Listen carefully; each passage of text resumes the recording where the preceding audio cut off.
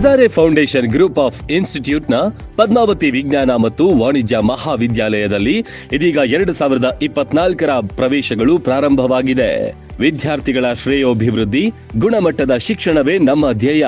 ಅನುಭವಿ ಉಪನ್ಯಾಸಕರು, ಹೈಟೆಕ್ ಕ್ಲಾಸ್ಗಳು, ವಾಣಿಜ್ಯ ವಿದ್ಯಾರ್ಥಿಗಳಿಗೆ ಸ್ಪೋಕನ್ ಇಂಗ್ಲಿಷ್ ಕ್ಲಾಸ್, ಸಿಎ ತಯಾರಿಗೆ ವಿಶೇಷ ತರಬೇತಿ ನೀಡಲಾಗುವುದು.